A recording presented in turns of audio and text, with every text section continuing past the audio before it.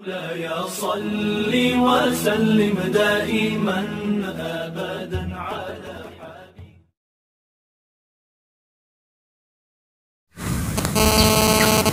Saudara-saudaraku kaum muslimin, kita lanjutkan dari video kemarin, yaitu lanjutan hal-hal yang disunatkan dalam puasa Ramadan ataupun agar tercapai kesempurnaan dalam berpuasa pada bulan Ramadan ini.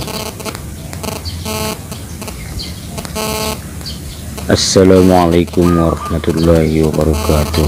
Alhamdulillahirabbil alamin. Wahdahu wassalatu wassalamu ala rasulillahi ajma'in.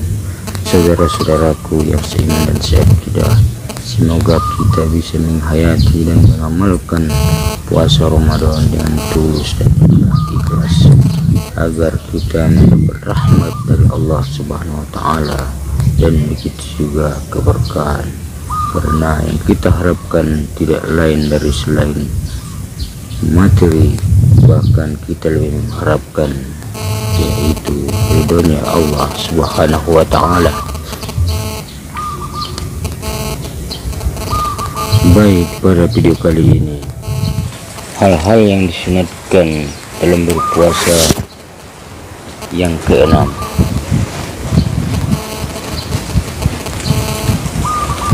yaitu memberi makan untuk berbuka kepada orang yang berpuasa. Dalam hadis disebutkan, barang siapa memberi makan untuk berbuka kepada orang yang puasa, maka ia akan mendapat ganjaran sebanyak ganjaran orang yang berpuasa itu, dan tidak dikurangi sedikit pun. Rawahu Imam Tirmizi. Dari hadis ini kita dianjurkan memberi makan untuk berbuka kepada orang lain, termasuk orang yang kurang mampu. Di sini sudah terlihat ada kebersamaan antara orang yang mampu dan orang yang tidak mampu, karena kita akan mendapatkan pahala ganjaran sebanyak ganjaran puasa orang yang kita beri makan. Kan tetapi pahala puasanya dia tetap tidak berkurang sekalipun 1 kali lipat ganjaran kepada kita. Dan kemudian yang ketujuh, banyak bersedekah. Kita sudah mengetahui bahwa sedekah itu sangat bagus, karena salah satu mengambil keberkahan untuk harta kita, dan apa yang kita hasilkan dari usaha kita sedekahkan, maka biasanya akan bertambah bagus dan akan bertambah berkah. Akan tetapi sedekah itu yang paling bagus lagi diperbanyak pada bulan Ramadan.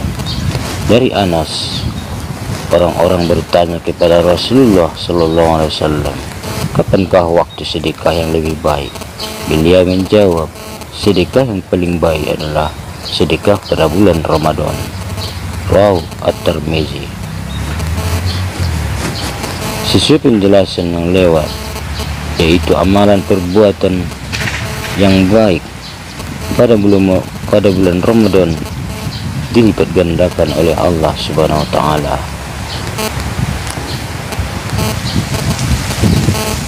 Dan yang kemudian yang disunatkan dalam puasa yaitu banyak membaca Al-Quran. Dari Ibnu Abbas, Rasulullah SAW adalah manusia yang paling lembut, terutama pada bulan Ramadan. Ketika malaikat Jibril menemuinya, adalah Jibril mendatanginya setiap malam di bulan Ramadan, di mana Jibril mengajarkannya Al-Quran. Sungguh Rasulullah SAW orang yang paling lembut daripada angin yang berhembus, yang diriwayatkan oleh Bukhari.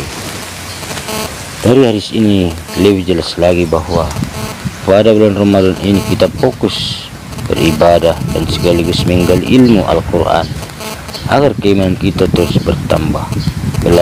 Belajar Al-Quran disebut juga dengan tadarus, yaitu belajar menggali ilmu Al-Quran.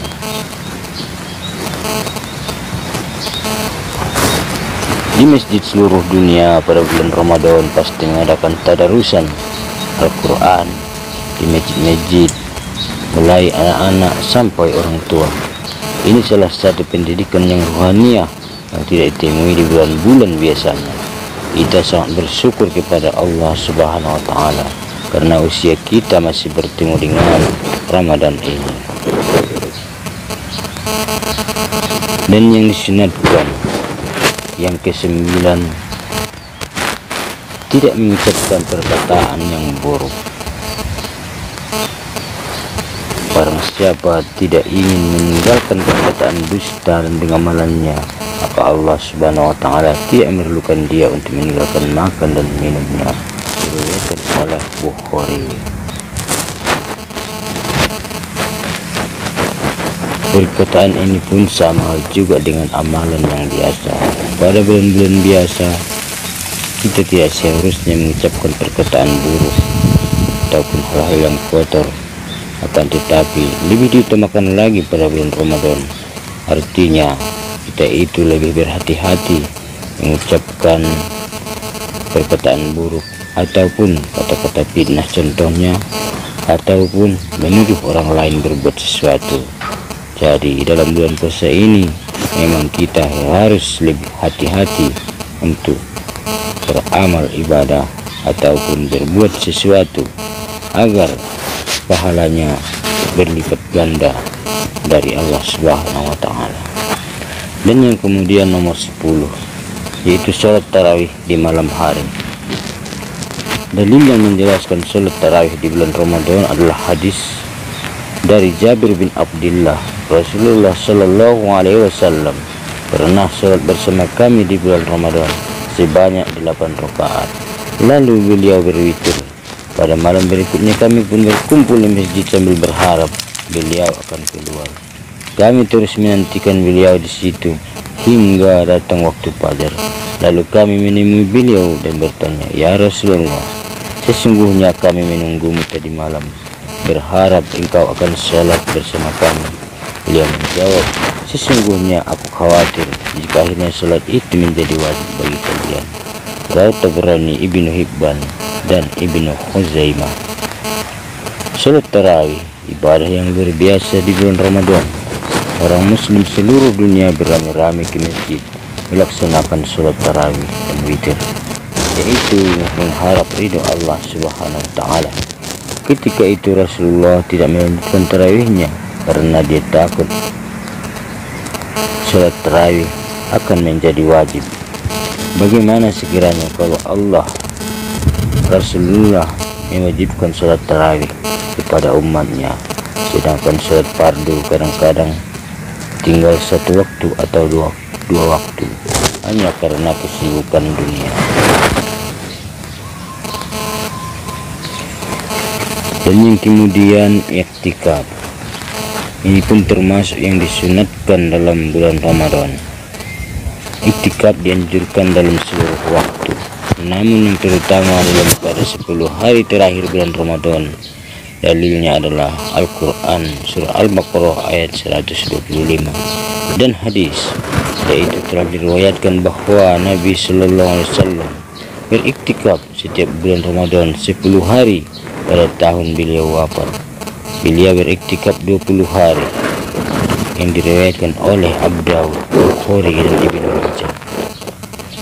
Iktikaf itu artinya kita beribadah di masjid secara terus-menerus sampai 20 hari atau 10 hari, yaitu memfokuskan diri kita beribadah kepada Allah Subhanahu wa Ta'ala untuk mengharapkan rahmat Allah dan ridhonya pada bulan Ramadan itu. Karena dalam Al-Quran disebutkan orang-orang yang sangat dekat kepada Lailatul Qadar, orang-orang yang selalu fokus beribadah pada bulan puasa Ramadan, termasuk iktikaf. Dan yang kemudian yang ke-12, yang terakhir, mengeluarkan zakat fitrah di antara fajar, subuh, dan sebelum orang-orang keluar salat Aid. Zakat fitrah yaitu hukumnya adalah wajib, namun sunnah mengeluarkannya sehari atau 2 hari sebelum hari raya.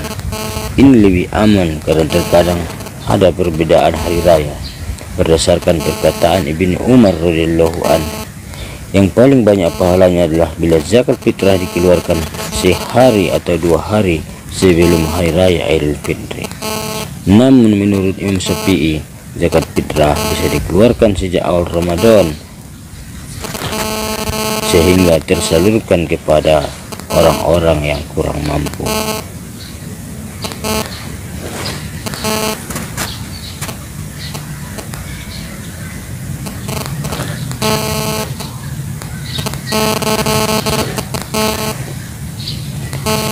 Terima kasih yang telah menonton video ini, semoga bermanfaat.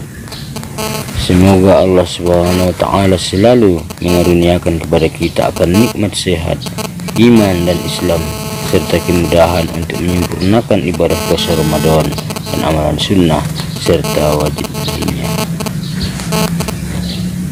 Semoga iman kita selalu bertambah kokoh dan dalam bulan puasa ini, Ramadan ini, tidak pernah goyang. Bagaimanapun, sekalipun kita makan sahur dengan seteguk air, kita tetap berpuasa untuk mencapai rahmat ridho Allah Subhanahu wa taala. Wassalamualaikum warahmatullahi wabarakatuh. Sampai jumpa di video selanjutnya.